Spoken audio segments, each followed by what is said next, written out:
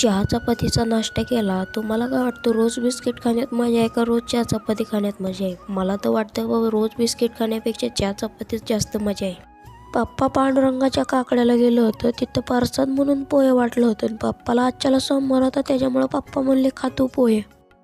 माझ्याबरोबर पप्पा पण जेवायला बसले होते. पप्पाला आजच्याला सोमवार होता, त्याच्यामुळे पप्पा खिचडी खात होते. आईसाहेब इकडे भांडी घासत बसले होते. आईसाहेबांचं काम हलकं व्हावं म्हणून जरा किचन पुसून घ्यावं म्हणलं.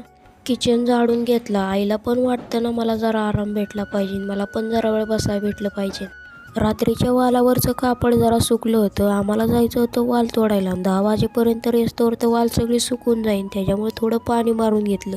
चेष्टा मस्करीत बारक्याच्या हातावरती लसूण फटाकडा हाणला. बारक्याने डायरेक्ट हल्ला बोलच केला.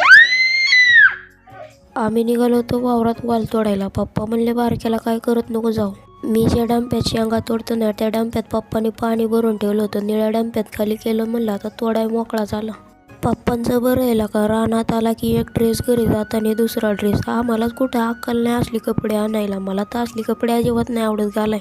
मी मम्मी निघालो होतो. खाल्ल्या आवट्यात 5 साऱ्या तोडायच्या राहिल्यात. आई घरून निघताना ठरूनच आलती, वावरात पाय टाकला की नुसती वाल तोडायचं. तुम्ही म्हणता ना, आता तू काय येड्या गाबाळ्यावानी अशा पिशव्या बांधतोय? आता अशा पिशव्या बांधायच्या आणि त्यात किडके शेंगा टाकायच्या. घरी गेलं ना, निवडायला त्रास कमी होतो. पप्पानी पण हल्लाबोल कार्यक्रम करून शेंगा तोडायला सुरुवात केली होती.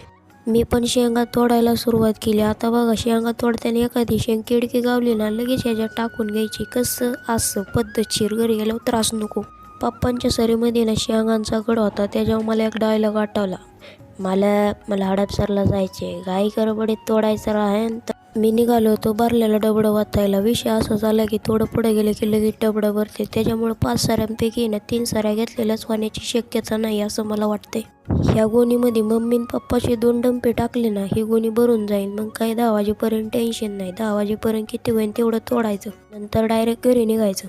मी म्हणलो तीच झालं. 10 वाजेपर्यंत 3 साऱ्या घेतल्यात, त्याच कडेला जाणार नाही. मी निघालो होतो माल घेऊन घरी. आईचा एक डंपा या गोणीत वाटल्याने आईने निम्म्या शेंगा गोणीत वाटल्या, निम्म्या शेंगा खाली वाटल्या. आईला म्हणलं सगळ्याच खाली वाटायचे ना तू. आईच्या शेंगा खाली सांडल्यामुळे पप्पांनी नीटनीट गोणीत टाकलं. म्हणलं पप्पा हुशार आहे बाबा.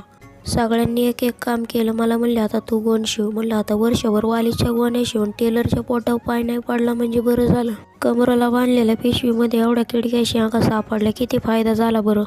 पप्पाला म्हणलं निघायचं का? पप्पा म्हणले पुढचं नको बोलू, चल लवकर घरी, टेम्पोवाला येईन. पप्पाला घरी सोडलं. पप्पा डायरेक्ट पळतच निघालो घरी. मी निघालो होतो मम्मीला नाही. मम्मीला म्हणलं पप्पाला सोडस तर एका जागावर थांब कुठंतरी. मम्मी आली होती निम्म्या रस्त्यात. मम्मीला म्हणलं निवांत एका झाडाखाली थांब.